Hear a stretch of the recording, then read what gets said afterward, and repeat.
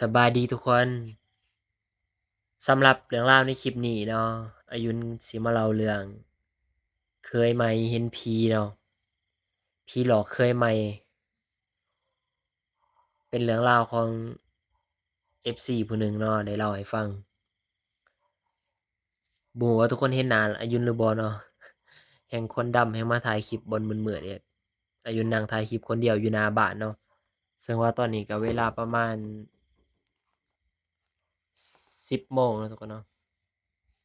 รอถ่ายให้คนนอนเบิดจึงถ่ายได้เนาะบ่ซั้นแล้วมันบ่นเนาะถ่ายคลิปอยู่แถวนี้ เขาว่าคนเป็นเคยใหม่นี่คันว่าไปอยู่ต่างบ้านต่างเมืองเนาะโดยเฉพาะมันไปอยู่บ้านเมียบ้านพ่อเฒ่าแม่เฒ่านี่เราก็ต้องควรถามคนในพื้นที่เนาะสิไปไสมาไสก็อย่าห้าวเนาะก็มีเคยผู้หนึ่งนี่แหละเป็นเคยทางเวียงจันทน์น่ะลงมาเอาเมียอยู่อัตตปืออยู่อันนี้แหละมาอยู่บ้านเมียก็อยู่บ้านนอกคอกนาเนาะซึ่งว่าเราเองอยู่เวียงก็อยู่แถวบ้านนอกคือกัน อายุสิตั้งชื่อเป็นนามสมมุติเด้ออันนี้เราหั้นมีชื่อว่าไอ้ค่ำเนาะเราเป็นคนค่อนข้างที่จะเว้าใหญ่เนาะหรือว่าปากดีนั่นแหละปากดีซึ่งว่าตอนกินเหล้าน่ะเขามักมีดอกเนาะเรื่องสิโซกันโดยเฉพาะเป็นเรื่องผีอะนะเว้าเรื่องไปหาอยู่หากินนี่แหละไปยิงนกยิงหนูบ่ทันบ่หนีบางคนก็ว่าอุ๊ยบ่กล้าไปได้จั่งซั้นจั่งซี้นะบัดนี้เราได้ยินเราคัดหูแล้วอะพวกซูสิย้านหยังแล้ววะ คะแนนไผมันมาแล้วผีน่ะเราว่าอยากเห็นคือกันเราว่าเว้าแบบปากดีท้าทายนะเราว่าเราบ่เคยเห็นผีเราบ่เชื่อเราว่าเราเป็นคนรุ่นใหม่ว่าซั่นซะบ่เชื่อบ่ย้านแต่ก็ลบหลู่บัดนี้เขาว่าคันเจ้าบ่เชื่อคันเจ้าอยากเจอเขาว่าให้เจ้าไปโลดเขาว่าเขาก็บอกบอนเราไปมันสิเป็นหนองน้ำแถวนั้นเป็นหนองน้ำแคมทางนี่แหละ ทางเขาระหว่างบ้านต่อบ้านนะเช่นตัวอย่างว่าบ้านอายุนเนาะสิไปหาบ้านอีกบ้านหนึ่งอะนะมันจะเป็นทางผ่านบ้านของบ้านมันสิมีหนองใหญ่อยู่หั่นเอิ้นว่าหนองน่ะหั่นเป็นหนองแบบว่าน้ำมันบ่บกจักเทื่อนะอยู่ตลอดฟ้าตลอดฝนแบบว่ายามแล้งก็มีน้ำนะยามฝนแฮ่งน้ำหลายแล้วกกพือกกอิหยังมันเกิดหลายแถวนั้นมันเคยมีว่าเขาตัวเอาผู้สาวขึ้นใหม่นี่แหละ เด็กน้อยอายุประมาณ15-16ปีตอนนั้นเอิ้นว่าบุญบ้านเนาะแล้วผู้เป็นเอิ้นว่าเป็นลูกน้องของพ่อตัวเองนี่แหละของพ่อผู้หญิงอะของพ่อเด็กน้อยแบบว่าเพิ่นไปตั๋วว่ารถพ่อเจ้าน้ำมันเบิดว่าซั่นให้เจ้าไปส่งแหน่ว่าซั่นบอกเด็กน้อยมันขายเครื่องอยู่ห้านผู้เดียวเนาะแม่บ่อยู่บัดนี้มันก็ไปเนาะเด็กน้อยไปตามเพิ่นบอกนั่นแหละ ไปฮอดนัดเพิ่นเว้าว่าแถวหนองผือแถวหนองผือนั่นแหละกลางคืนเนาะเวลาก็สิประมาณ6-7โมงแหละหักแต่ว่าอยู่บ้านนอกชนบทมันก็สิเงียบเนาะบ่ค่อยมีคนสัญจรไปมาดอกบัดนี้เด็กน้อยมันไปเนาะมันคือว่าพอรถน้ำมันเบิดอีหลีนะไปแล้วบ่เห็นอีพ่อพอดีเห็นอ้ายนั่นขี่รถมาอ้ายตัวบอกนั่นแหละเออมาแล้วเอิ้นว่าจี้ไปข่มขืนเออ ทั้งที่ว่าคนบ้านหนึ่งเมืองเดียวเดะหักแต่ว่าแบบอ้ายนั้นก็สิแบบว่าติดยาพอสมควรแหละเฮ็ดเวียกเป็นลูกน้องของพ่อเด็กน้อยผู้นั้นแหละเป็นกรรมกร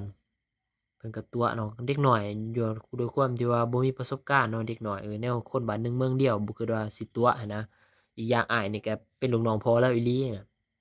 เออไปบัดนี้อ้ายเลาก็ข่มขืนแล้วก็ฆ่าเนาะข่มขืนแล้วก็บีบคอเด็กน้อยนะแล้วเอาไปถิ้มลงน้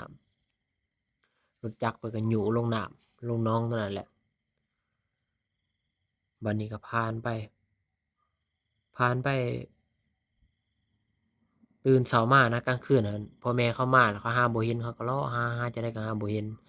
มีแต่ชาวบ้านว่าเห็นเพิ่นขี่รถออกไปอันนั้นออกไปทางบ้านนั่นแหละสิไปหาเจ้าเขาว่าเนี่ยพ่อเพิ่นไปเฮ็ดเวียกก่อสร้างอยู่อีกหมู่บ้านหนึ่งอะนะมันต้องได้ผ่านหนองผือนั่นไปเขาก็ไปนำหาบัดนี้เขาก็ถามไปถามมาเนาะว่าเห็นผู้ใดมาบอกมาหาลูกอะนะเขาก็ว่าเห็นแต่อ้ายนั่นแหละอ้ายผู้เลาะไปขานั่นแหละบัดนี้เขาสิไปนำหาเพิ่นเพิ่นหั้นตื่นโตแล้วพอดีเพิ่นโตนหนีอะเพิ่นหนีจากบ้านเขางมหาเด็กน้อยเขาบ่ฮู้ได้ว่าเพิ่นเอาไปถิ้มอยู่ไสอะ จน2-3มื้อพี่คนไปหาปลาเขาจะเห็นศพมันขึ้นอืดนะเห็นมันลอยน้ำขึ้นมาอยู่บนกกพือ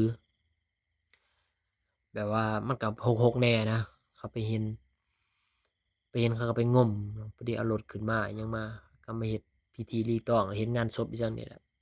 แต่ว่าเขาสงสัยแล้วว่าเราอะอ้ายนั่นแหละเป็นคนฆ่าแนวเพิ่นหนีจากบ้านเลยเดะหักแต่ว่า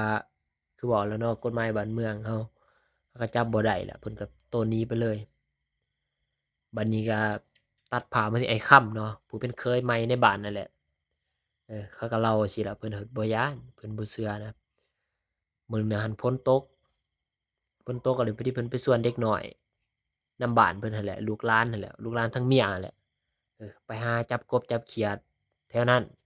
เพิ่นว่าตอนเพิ่นขี่รถผ่านมาเพิ่นว่าเพิ่นน่ะได้ยินเสียงกบเสียงเขียดมันร้องหลายเท่านั้นเสียงอึ่งเสียงหยังอะนะเขาว่าเขาบ่กล้าไปคนในบ้านนะ อุ้ยเขาว่าบ่ไปบ่นะเขาไปหาบ่อนอื่นเขาไปหาแถวทุ่งไร่ทุ่งนาพุ่นโอ๊ยเพิ่นว่าทุ่งไร่ทุ่งนาคนไปแต่บ่อนเดียวมันสิได้กินบ่เพิ่นว่าเพิ่นอยากได้หลายความหมายว่าเพิ่นก็ไปผู้เดียวเพิ่น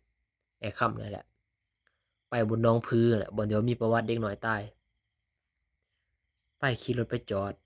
รถจักรนั่นแหละไปผู้เดียวเพิ่นสูบยาไปนำแหล้วก็จับ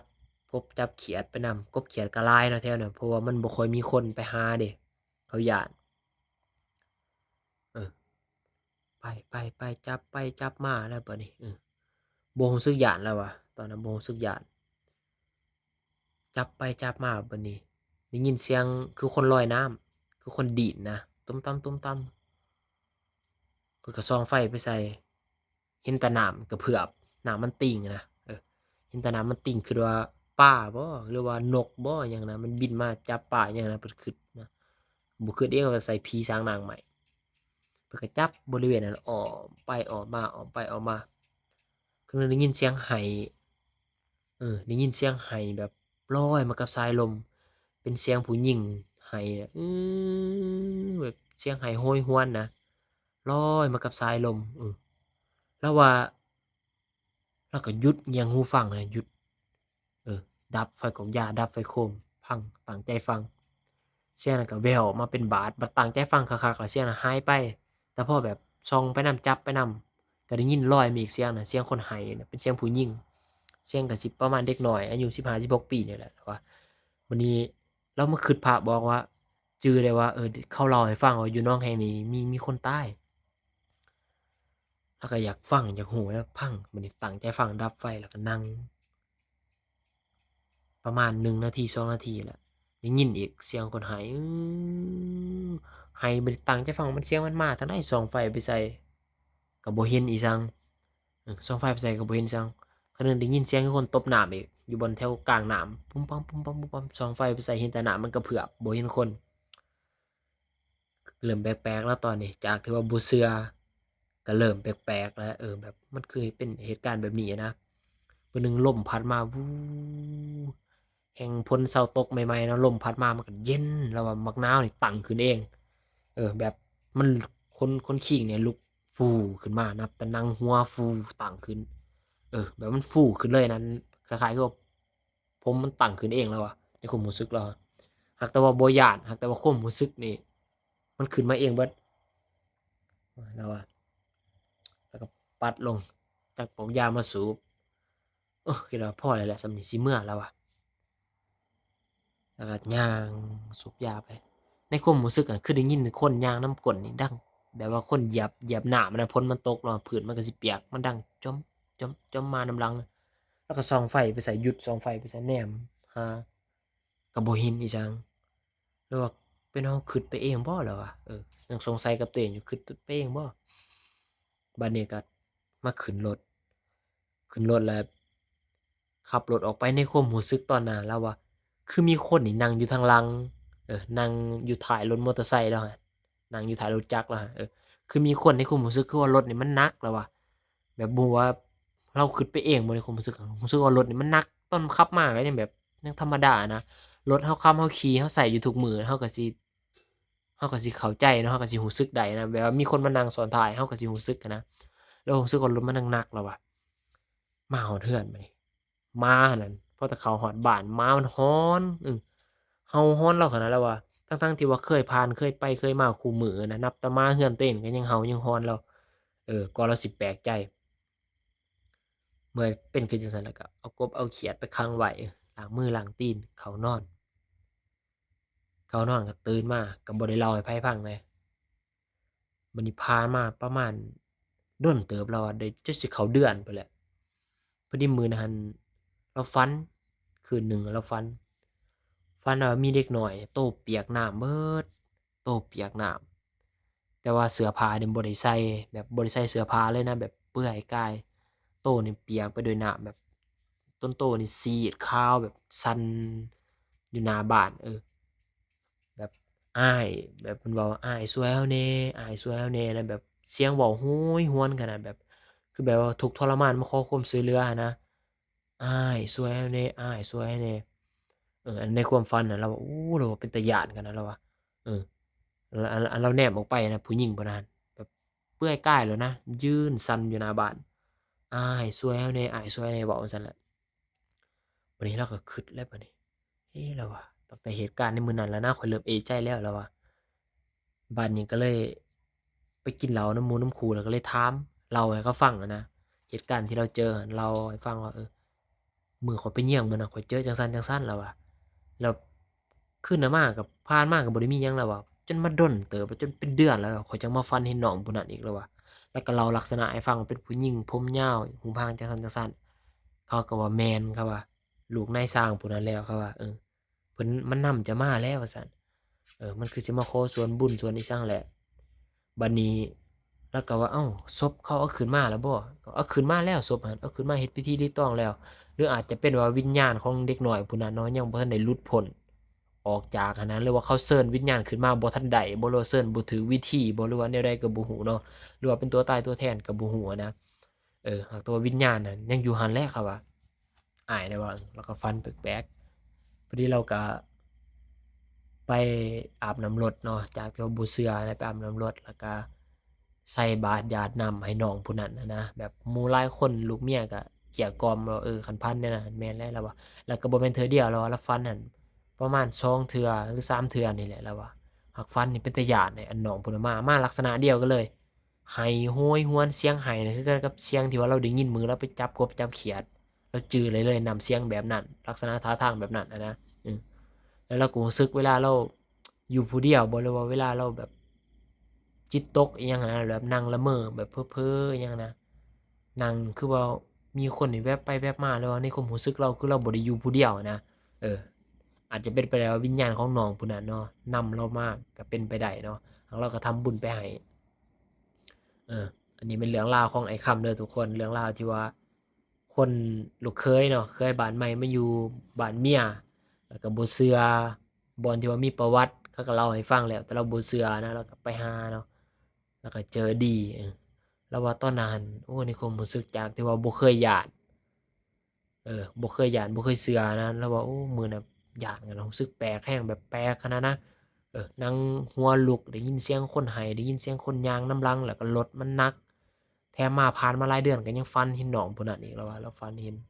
จากที่ว่าคนบ่เคยเห็นหน้าบ่เคยรู้จักกันอะนะเอออันนี้ก็เป็นอีกเรื่องราวหนึ่งเนาะทุกคนที่ว่าเป็นตาย้านสำหรับอายุเนาะผู้ใดที่ว่าบ่เชื่อหรือว่าบ่เคยเจอก็ยากสิเข้าใจเนาะความรู้สึกแบบนั้นนะผู้ใดไปอยู่ในเหตุการณ์ผู้ใดเคยเจอก็สิเข้าใจความรู้สึกนั้นได้ดีเนาะคือเรื่องผีสางนางไม้เรื่องสิ่งลี้ลับที่เราแนมบ่เห็นนี่บางคนอยากเห็นเนาะ บางคนอยากเห็นอยากเจอมี FC ผู้หนึ่งทางน้องผู้หนึ่งอะทางอยู่ปากเซเนาะโทรมาลินอายุว่าอายุน้องอยากเห็นผีขนาดน้องอยากเจอขนาดน้องนี่ไปท้าทายไปบ่ได้เขาว่ามีคนตายโหงบ่ได้เขาว่าผีหลอกบ่ได้เขาว่า เฮือนห้างเฮือนดีน้องไปท้าทายน้องไปคือบ่เห็นเบิดอะน้องอยากเจอนะไอ้ยุนเบิดอะเออเบิ่งคันน้องไปอัตตปือนี่น้องสิไปเล่นนำไอ้ยุนเด้อให้ไอ้ยุนพาไปเฮือนพี่สาวสุดแดงตัวไอ้ยุนเลาเด้อพุ่นน่ะอยู่บนหน้าพาน้องไปโลดพุ่นน่ะน้องสิขึ้นไปหาเองน้องสิไปท้าทายเองพุ่นน่ะโอ้ไอ้ยุนว่าอย่าหาวเนาะอย่าหาวมันบ่ทันฮอดเวลามันบ่ทันฮอดนั่นแหละบางคนเจ้าอยากเจอดวงเจ้ายังแข็งเนาะ จะอาจจะบ่เจอแต่ผู้เขาบ่อยากเจออะนะเนาะนั่นแหละทุกคนของจั่งซี้มันก็บ่เข้าไผออกไผเนาะบ่เชื่อแต่ก็บ่ควรลบหลู่เนาะสิ่งที่เราแนมบ่เห็นบ่ได้หมายความว่ามันสิบ่มีเด้อทุกคนเดี๋ยวไปฟังเรื่องต่อไปเนาะอายุนเชื่อว่าหลายๆบ่อนหลายๆหมู่บ้านก็มักสิมีเนาะคนที่ว่าเรือนติดกันแปะกันลักหัวคันไว้เป็นแดนซื่อๆนี่นะเรือนแบบใกล้ชิดกันแต่ว่าบ่ถือกันเนาะ คือเขาบอกแหละว่าครับที่อยู่ง่ายครับใจอยู่ยากสู่คนสู่บ่ยอมกันเนาะจุดเริ่มต้นของเรือนสองหลังนี่ก็สิบ่ถือกันนี่คือแบบว่าเรือนเนาะตัวอย่างว่าเรือนพังครัวนี่เลี้ยงควายเนาะบัดนี้แน่นอนเนาะเลี้ยงควายมาหลายปีมันก็เกิดความผูกพันเนาะควายไผๆก็รักอะนะบัดนี้ควายมื้อหนึ่งน่ะควายเขาไปกินเครื่องปลูกเครื่องปลูกของพังนี่นะพักหญ้าอยู่ในสวนอยู่ในสวนของเพื่อนบ้านนี่เรือนข้างกันเนี่ย เออเขาไปกินเนาะบักพริกบักเขือผักปลูกไว้บ่ยังมันกินมันเหยียบมันยองแบบมุนเบิดหั้นนะบัดนี้เฒ่าเจ้าของเรือนมาเห็นแล้วก็ว่าเลี้ยงควายจั่งใดบ่เบิ่งว่าซั่นด้วยความบันดาลโทสะโมโหอะนะจับผ้าไปฟันควายฟันใส่ตัวบอนถือบนท้องมันก็จนว่าอันนั้นพู้นแหล้วเห็นโพนเห็นอันนั้นมันสวดออกมาพู้นแหละเกือบว่ารูปปลายมีดพู้นนะเลือดไหลอยู่ควายมันก็ร้องเนาะร้องมันเจ็บมันก็แล่นมาเรือนมันเมื่อนอนนับแต่นั้นมาก็เลยบ่ถือกันเลยสองครอบครัวนี่เออเท่าหนึ่งก็เท่าหนึ่งก็รักควายเพิ่นเด้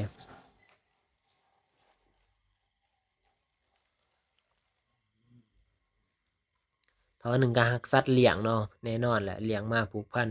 ผู้หนึ่งก็ปลูกผักมาเพื่อสิใหญ่นะกว่าสิได้กินเนาะรดน้ำใส่พุ่นรักษาบ่แม่นของง่ายๆนะมื้อหนึ่งแล้วควายเขามากินก็บ่แม่นของผู้อื่นผู้ใกล้ก็ผิดกันแหล้วว่าเจ้ามันโง่กว่าควายจั่งซั้นจั่งซี้เนาะเจ้าก็ไล่มันออกแนวนั้นแนวนี้ก็เว้ากันนะต่างคนต่างมีเหตุผลหากแต่ว่ามันฟังกันบ่ขึ้นดอกคนมันอยากหายเนาะมันก็ผิดเถียงกันร้องใส่กัน แบบว่าซัดพาเรือนทุบเรือนทุบหยังใส่กันนะครับบ่ได้ลงมือกันดอกมีแต่หายเว้ากันซื่อๆคนผิดกันนั่นก็บ่แม่นว่าเด็กน้อยเด้อผู้ใหญ่ได้ผิดอะผู้จนว่าได้ลูกได้ผัวแล้วอะนะทั้งเรือนฝั่งครัวนี่ก็สิประมาณรุ่นราวคราวเดียวกันนี่แหละเนาะ4-50ปีนี่แหละลูกหลานก็ส่ำว่าเด็กน้อยบ้านเดียวกันก็ลิ้นกันมาแต่ยังน้อยนะเนาะเป็นหมู่เป็นคู่กันลูกหลานพวกเพิ่นนะแต่ว่าพ่อแม่ผิดกันจั่งซั้นล่ะก็บอกให้ลูกไปลิ้นเรือนมันเด้ออย่า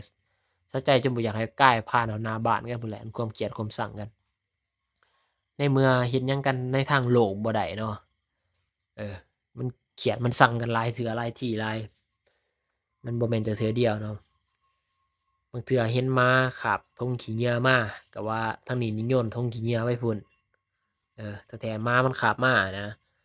เฮ็ดอิหยังเล็กๆน้อยๆก็ผิดกันนะว่าแต่มีหยังบ่ดีเข้ามาในดินฝั่งนี้นี่แม่นคิดแต่ว่าฝั่งนั้นเป็นคน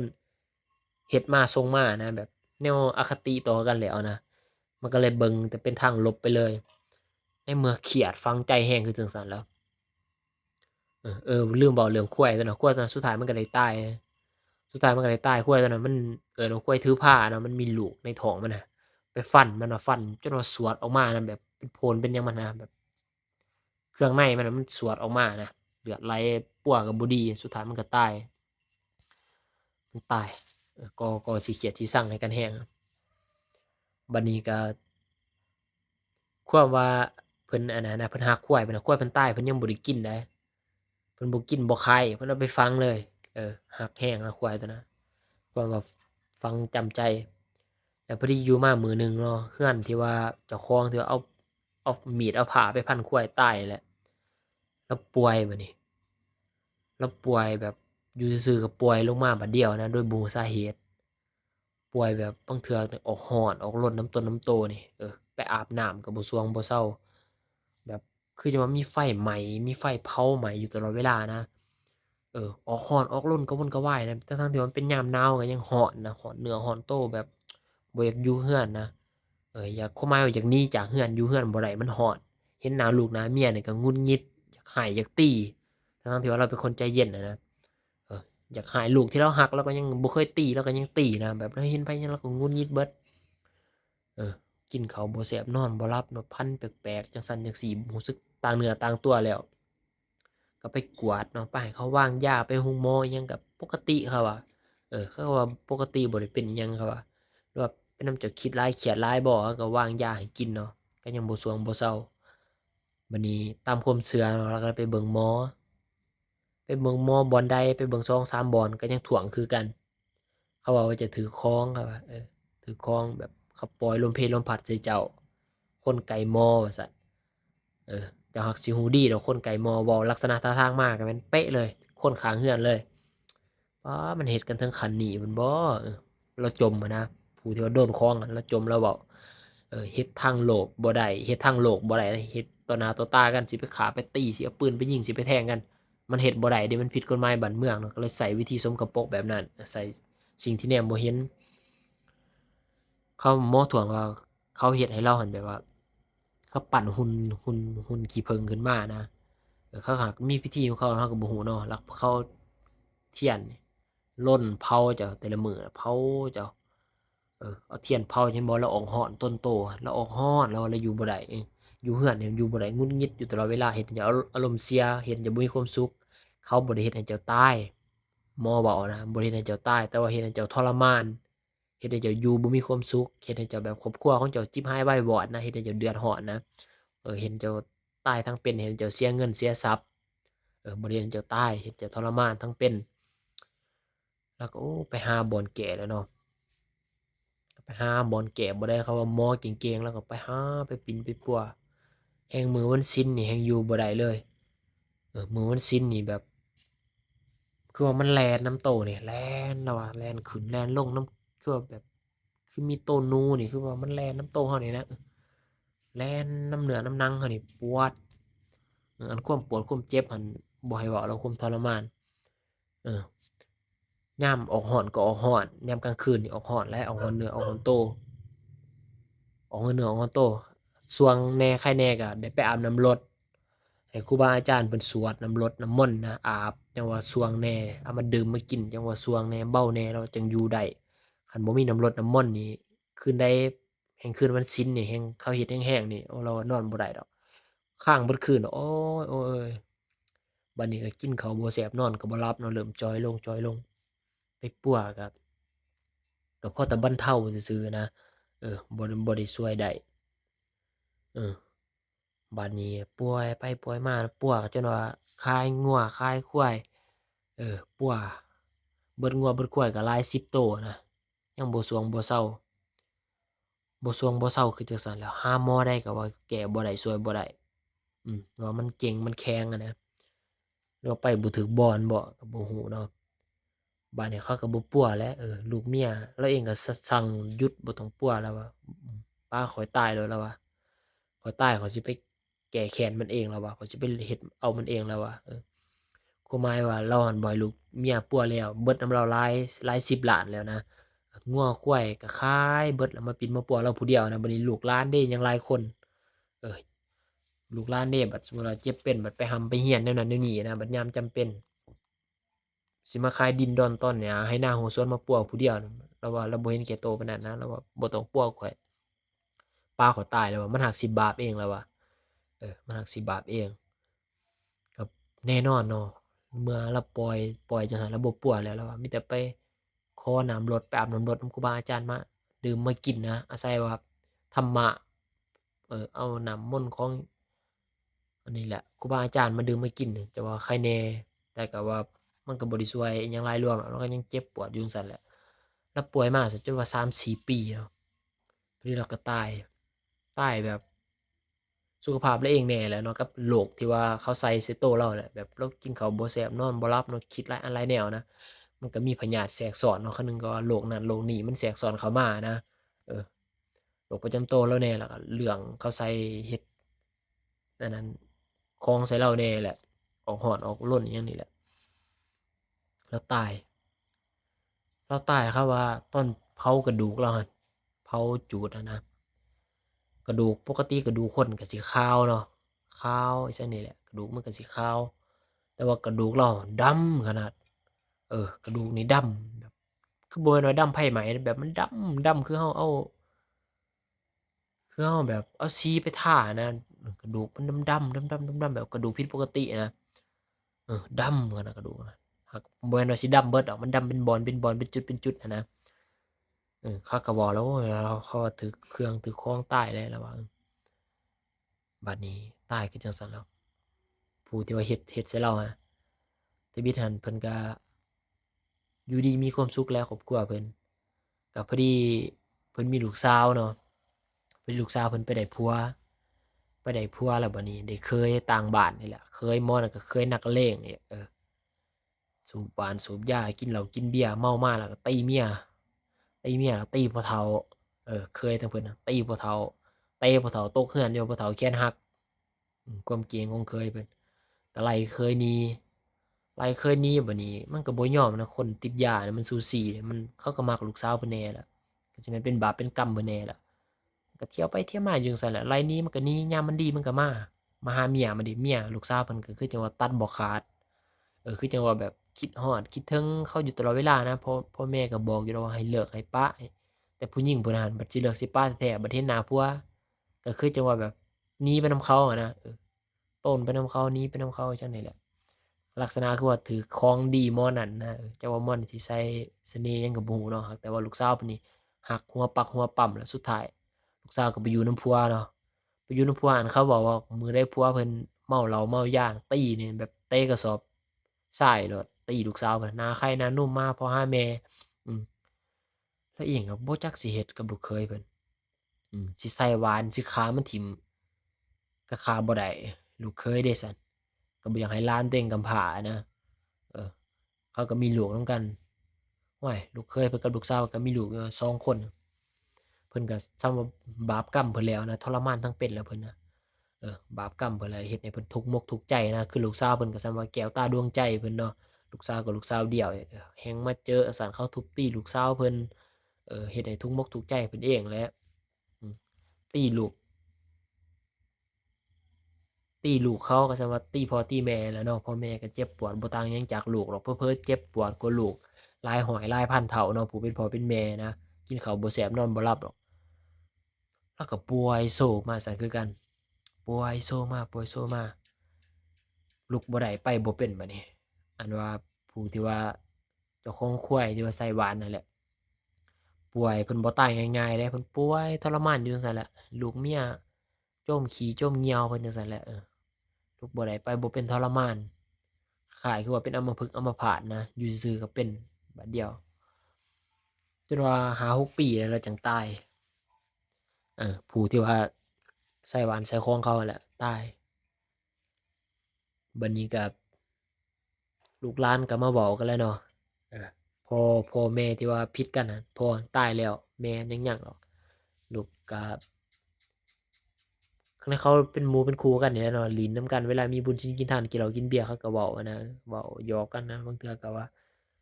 แม่นแหล้วเนาะในไผก็ฮู้ว่า2ครอบครัวนี่บ่ถือกันนะพอผู้เพิ่นบ่ถือกันคือสิเป็นบาปเป็นกรรมแล้วเนาะตายแบบจั่งซั้นจั่งซี้นะก็เว้าแล้วลูกสาวเพิ่นเองก็ยอมรับแล้วว่าพ่อข้อยบาปจนออกปากแล้วว่าพ่อข้อยบาปนั่นแหละพ่อข้อยอันนั้นใส่แบบเอิ้นว่าใส่หวานใส่ของพ่อเจ้าจนพ่อเจ้าตายอะนะพ่อข้อยมันก็บาปเข้าโตแล้วก็เป็นจั่งซั้นเลยแล้วก็ตายทุกข์ทรมานคือกันบ่ต่างหยังกับพ่อเจ้า พ่อเจ้ายังว่าป่วยบ่หลายปีนะแต่เรานี่ติป่วยส้มขี้ส้มเหงียวหลายปีนะทุกข์ทรมานกันขนาดลูกสาวเพิ่นเว้าว่าเพิ่นบาปบัดนี้ทุกคนเดะคิดว่าเป็นแนวใดเรื่องนี้เนาะคิดว่าผู้ใดถูกผู้ใดผิดหั้นนะอายุน้อยนี่ผิดเบิดสองแหละเนาะคือ เจ้าของดินนะเจ้าของเรือนที่ว่าเราเห็นควายเนาะเข้าใจอารมณ์อยู่ดอกแล้วก็บ่คือว่าเราควรอยากหายเนาะมันบ่เข้าไผออกไผดอกผักปลูกมากกว่าสิใหญ่นะนั่นแหละจุดเริ่มต้นเล็กๆน้อยๆเพียงเท่านั้นแหละสำหรับเราเบิ่งนะมันเป็นจุดเริ่มต้นน้อยๆแต่ว่าบ่ให้อภัยกันเนาะใส่อารมณ์นำหน้านะเมื่อผิดเถียงกันแล้วเนาะคำเว้ามันเว้าออกไปแล้วมันเอากลับคืนมาบ่ได้เออมันผิดใจกันแล้วเนาะมันก็อยู่นำกันบ่ได้ในเมื่ออยู่นำกันบ่ได้คือจั่งซั้นแล้วสิเฮ็ดจั่งใดบัดเรือนคือเรือนติดกันอีกเรือนใกล้กันอีกเจ้าสิย้ายหนีบ่เนาะเรือนดั้งเรือนเดิมเจ้าก็บ่อยากย้ายข้อยก็บ่อยากย้ายครับที่อยู่ง่ายครับใจอยู่ยากคือเขาว่าแหละสุดท้ายก็เฮ็ดกันในทางโลกบ่ได้ก็ไปเฮ็ดกันในทางไสยศาสตร์สิ่งที่ว่าแนมบ่เห็นน่ะนะสุดท้ายก็ ต่างคนต่างตายแบบทุกข์ทรมานเนาะก็บ่มีไผว่าสิชนะไผดอกสุดท้ายก็ไปชดใช้เวรกรรมที่ตัวเองได้สร้างไว้เนาะคือเจ้าของดินเจ้าของผักนั่นน่ะสวนผักเรือนตอนนี้นี่เพิ่นก็สิบาปควายเนาะที่ว่าเพิ่นเอาผ้าไปพันไปหยังนะแล้วก็ป่วยโซมาทุกข์ทรมานคือกันแบบควายตัวนั้นมันตายนั่นแหละแล้วก็ทรมานคือผู้ใส่หวานใส่ของเราก็ชดใช้เวรกรรมเราเองเนาะแล้วก็มาเจอลูกเขยที่ว่าเก่งอะนะตบตีเราแล้วก็มาทุบตีลูกสาวนั่นแนวนี้อีก จนว่าเราป่วยเราโศกนะเนาะทุกมุกทุกใจกันแหละทุกคนบาปกรรมเนาะทุกคนเนาะบ่มีไผหนีได้ดอกเนาะบางครั้งเราอาจจะคิดว่าเราบ่คิดส่ำนั้นเราคิดบ่ถึงส่ำนั้นบางครั้งมันอาจจะร้ายแรงกว่าที่เราคิดก็เป็นไปได้เนาะ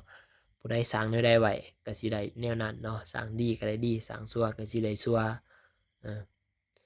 ทุกคนเรื่องราวก็สิมีส่ำนี้เนาะสำหรับเรื่องราวที่อายุนได้เอามาเล่าให้ทุกคนได้ฟังเนาะบ่ฮู้ว่า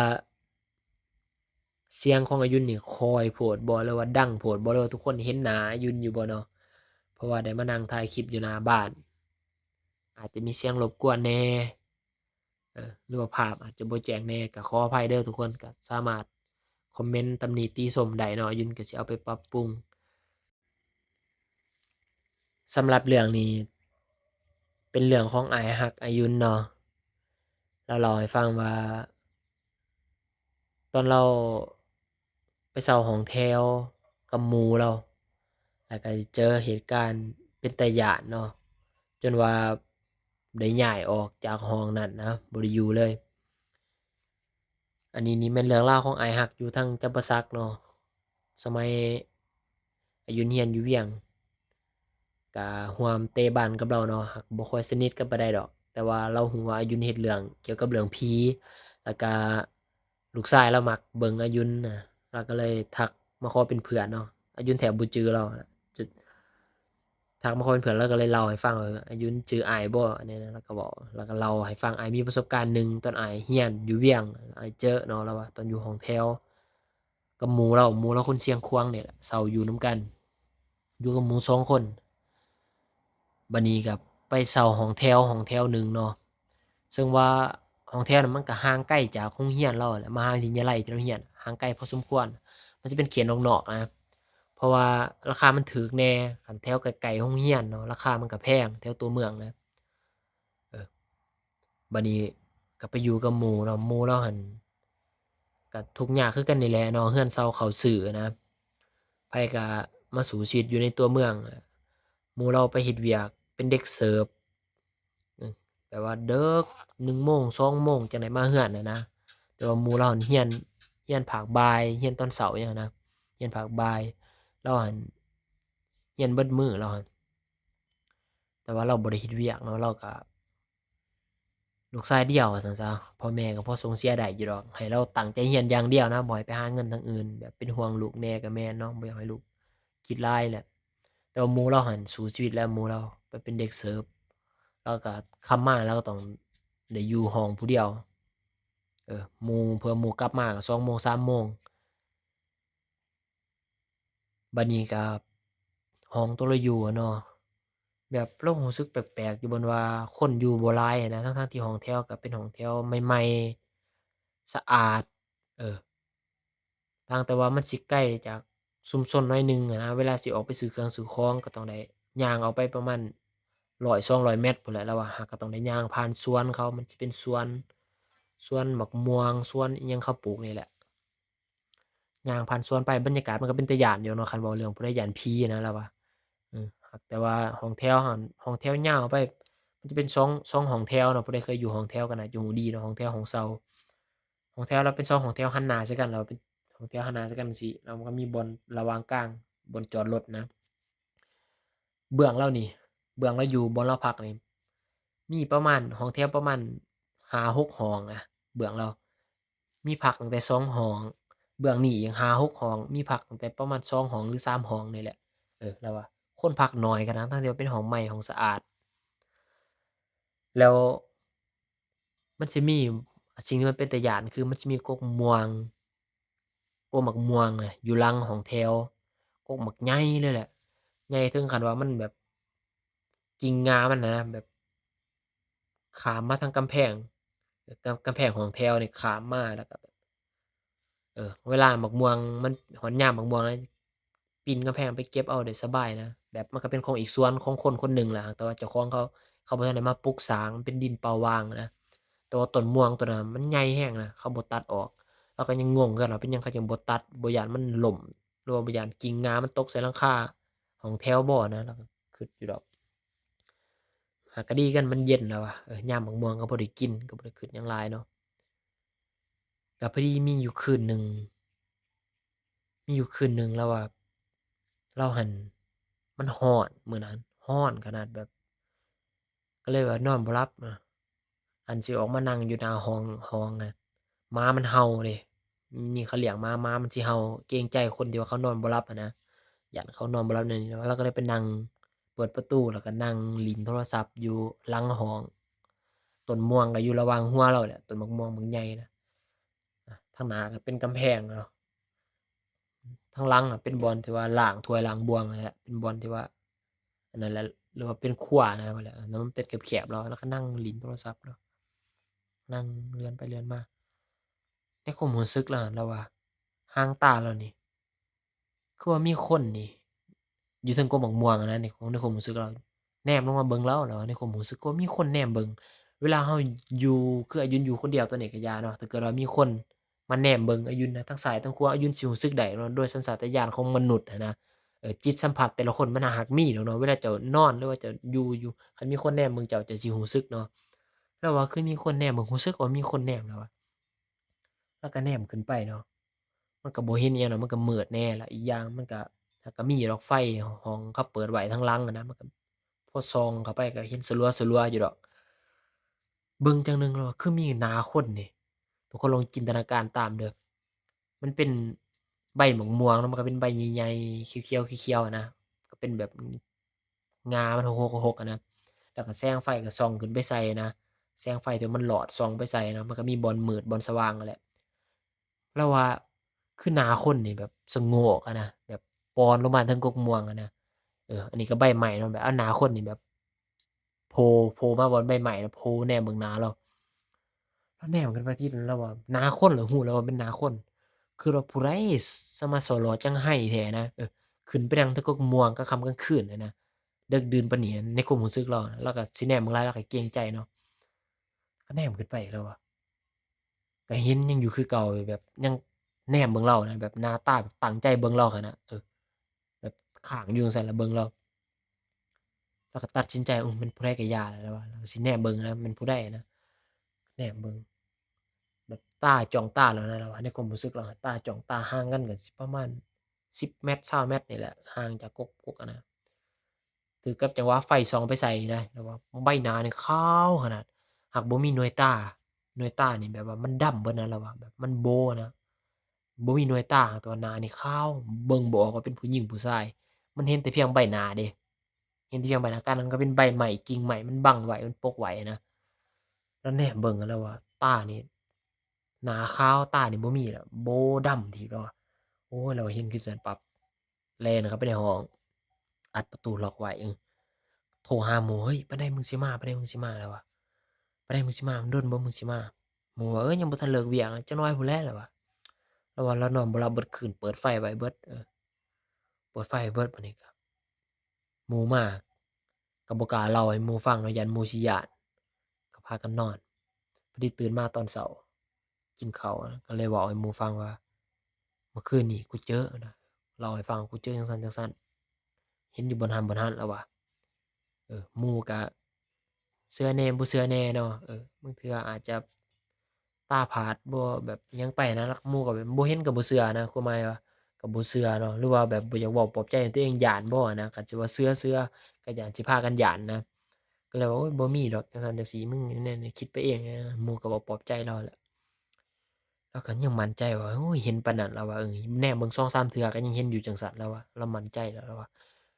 ตอนนั้นมาเราก็บ่กล้าออกไปหลังบ้านเลยสิไปล้างถ้วยสิไปอิหยังก็ย้านสิไปบ่กล้าไขประตูหลังบ้านออกไปเลยนะบัดนี้ก็อยู่มาจั่งซั้นเนาะอยู่มาพอดีมีเอื้อยผู้หนึ่งนะเป็นพนักงานแล้วนะผัวเมียเลาย้ายออกแล้วเราก็มาอยู่ได้บ่ดนนะอยู่ได้ประมาณเดือนหนึ่งเนี่ยเดือนหนึ่งเดือนปลายแล้วย้ายออกเก็บเครื่องย้ายออกบัดนี้มีลูกน้อยแล้วได้ให้หยังสารพัดนะแบบ เราเห็นเราก็เลยอยากไปค้นเครื่องช่วยนะเออเห็นว่ามีลูกเราให้เราซ้อนะก็เลยว่าเอื้อยสิย้ายไปไสน่ะก็ถามนะเออโอ้ยเพิ่นว่าสิย้ายออกแล้วน้องเอ้ยเพิ่นว่าไปอยู่บอนใหม่แล้วว่าเราก็บ่ได้ซ้อหลายเนาะก็ไปค้นเครื่องช่วยเพราะเห็นลูกอุ้มลูกเราให้ลูกเรายังน้อยนะลูกเราให้เลยอยู่บัดนี้ก็ค้นเครื่องแล้วอ้ายนั่นก็ย้ายออกเนาะเราก็บ่ได้คิดอิหยังพอดี